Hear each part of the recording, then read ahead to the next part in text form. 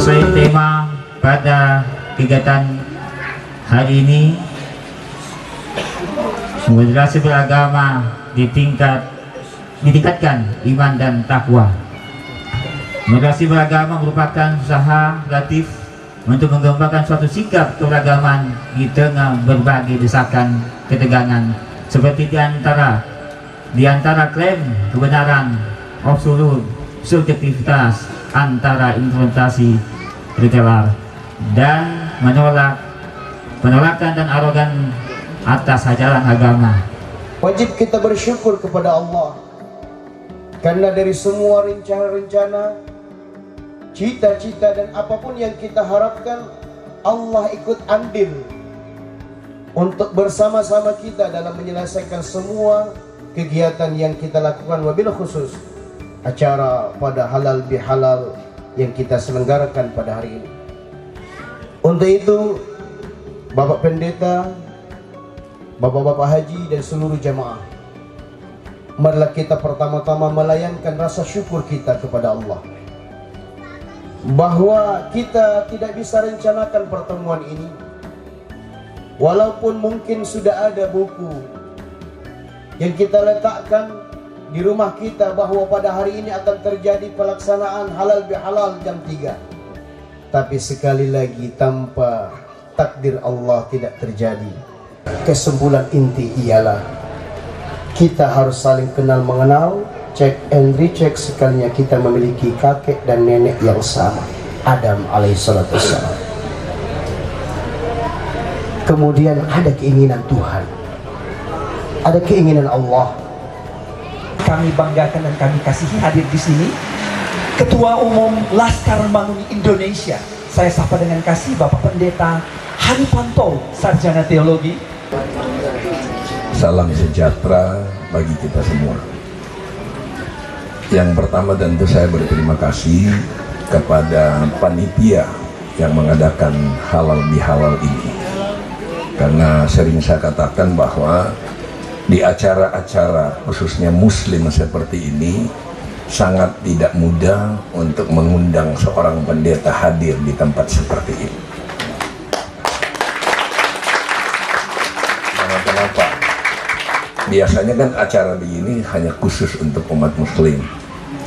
Kedua, kalau mau undang orang luar, apalagi seorang pendeta, pasti akan ditanya siapa pendeta itu, apa yang dia mau sampaikan, wawasan apa yang bisa diberikan untuk manfaat buat semua yang hadir. Kalau di sini nanti hadir camat, dari Polri, dari TNI, pejabat yang sudah biasa diundang dalam acara-acara begini, itu normal. Tetapi mengundang seorang pendeta dalam acara muslim seperti ini, mungkin saja ini hanya bisa terjadi di Sulawesi Utara. Kalau di daerah lain mungkin agak sulit, karena resistensinya cukup tinggi gitu. Karena seperti ini bisa saja, ini kan zaman digital. Saya bicara begini aja ada yang siaran langsung, ada yang rekam. Tiba-tiba ada di luar sana bicara begini, wah luar biasa ya. Di Minahasa sana acara halal bihalal ada pendeta bisa bicara. Itu kelompok yang lain. Tapi yang kelompok yang lain bisa bicara begini. Yang kelompok yang tidak suka bilang begini, wah nggak salah itu, masa kafir disuruh ngomong di sana. Nah ini zaman ini. Nah moderasi beragama ini dia akan menguatkan kita untuk apa itu Pancasila, apa itu NKRI, bagaimana kita ada hidup di Indonesia ini yang sudah final bahwa dasar negara kita, ideologi kita adalah Pancasila. 4 pilar itu kita mesti tahu, ada Bhinneka Tunggal Ika, ada Undang-Undang Dasar, ada NKRI. Intinya moderasi beragama menguatkan itu. Lalu apa lagi? Moderasi beragama ini lebih cenderung yang kalau di Sulawesi Utara ini sering disebut apa? Toleransi beragama.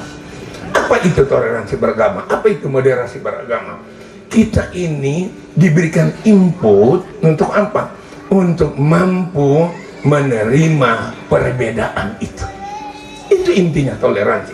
Menerima perbedaan suku, dan menerima perbedaan agama kita. Saya pribadi sering sebut begitu, bahwa Muslim itu petunjuknya dari mana? Al-Quran.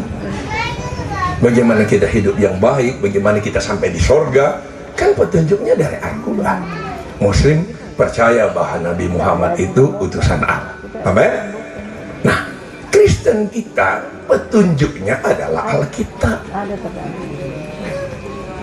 Mengajarkan juga hal-hal yang baik. Makanya di Indonesia ini ada 6 agama yang diakui oleh pemerintah. Nah, persoalannya sekarang di masyarakat, saya sering ajar begini, sering kasih tahu lah dalam tanda kutip, kalau ajar itu rasanya saya ini seorang guru dan seterusnya. Saya sering kasih tahu, jadilah Muslim yang taat, jadilah Muslim yang militan kepada agamamu. Jadilah Kristen yang militan, Kristen yang baik sesuai agamamu. Jadilah militan, tetapi jangan militan kita memaksa orang lain untuk jadi sama seperti kita. Itu moderasi beragama itu. Jangan memaksakan kehendak kita kepada orang lain. Kalau tidak sama dengan kita, ini bidah, ini kafir, ini. Ini yang berbahaya. Ini yang membuat ada kelompok-kelompok, ini yang membuat tiba-tiba ada gesekan, dan ini membuat keributan. Ini sudah mau dekat, dalam tanda kutip begini, 2024 itu tidak lama lagi. Kalau kalian ada ini YouTube, buka itu. Sudah mulai rame tentang politik identitas. Apa sih itu politik identitas? Sering dibawa kepada apa? Pemilihan gubernur DKI yang 4 tahun yang lalu. Sangat kuat politik identitas itu. Nah, politik identitas ini sangat berbahaya kalau dalam tanda kutip tidak mengacu kepada moderasi beragama ini, karena dia akan memunculkan pertentangan dan keributan. Kalian lihat aja dari pemilihan presiden, pemilihan gubernur, bupati, bahkan kuntua aja, itu bisa jadi persoalan kalau pemilihan kuntua ini dikuatkan kepada politik identitas itu. Wah, tiba-tiba namanya contoh kuntua sini. Kalau tidak salah dekat-dekat ini akan ada pemilihan kuntua Minahasa ya. Saya kasih contoh begini, namanya di Jaton atau di sini lah. Tiba-tiba ada kuntua yang dari Kristen, ada kuntua yang tiba-tiba dari Muslim. Kalau ini tidak dijaga lalu dikembangkan politik identitas, wah jangan pilih itu, ini Muslim, ini Kristen, lalu dibangun sentimen agama ini bisa jadi benturan.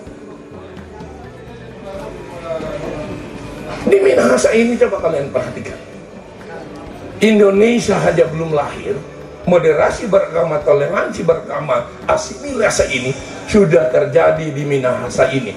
Bahkan nasional mesti jadi contoh bagi orang di Minahasa. Kapan itu terjadi?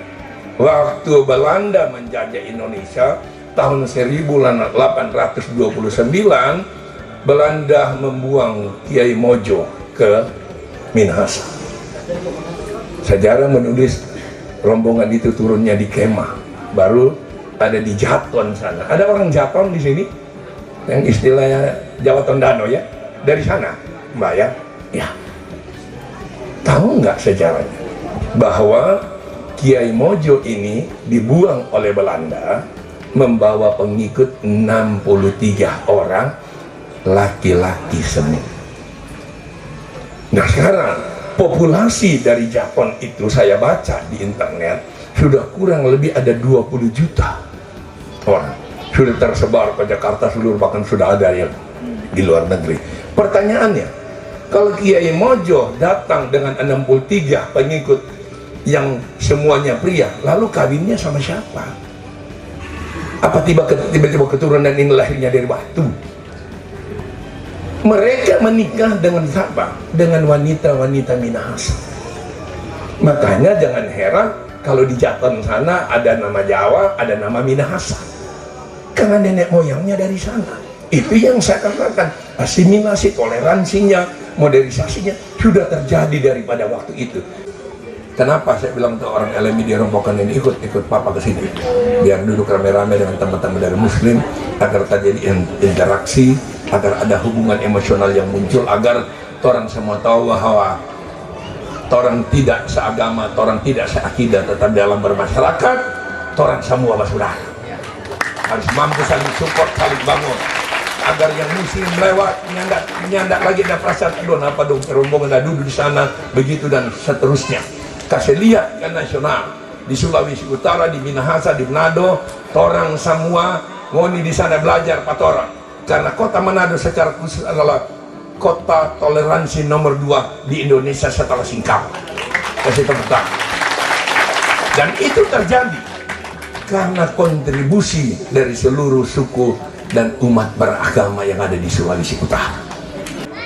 Saya kasih contoh begini, kalau ada pendeta bicara ke kalian, kalau taruh bom di sana kalian jihad, nanti ada bidadari yang jemput kalian masuk surga, itu bohong. Orang semua pingin masuk surga enggak? Mau toh?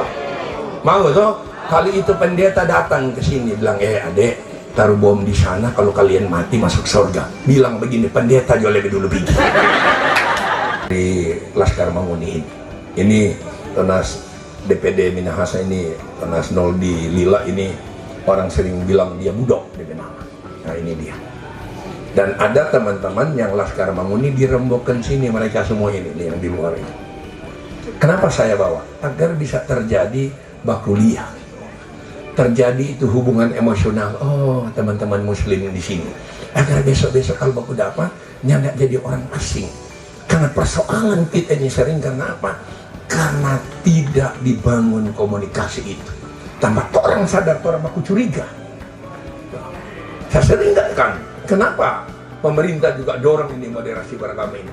Jangan sampai ini dalam tanda kutip di Indonesia yang lain.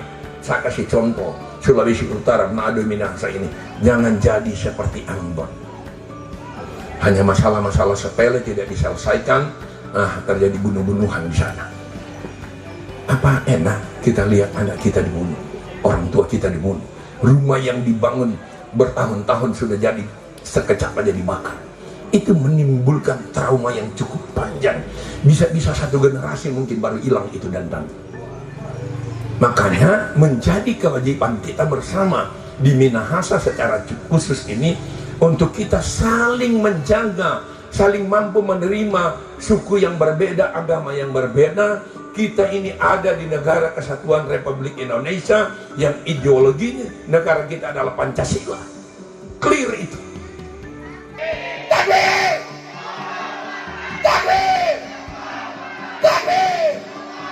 Ini salam dari Minahasa. Iya ya, Nusantara. Iya ya, Nusantara. Salam Nusantara. Merdeka!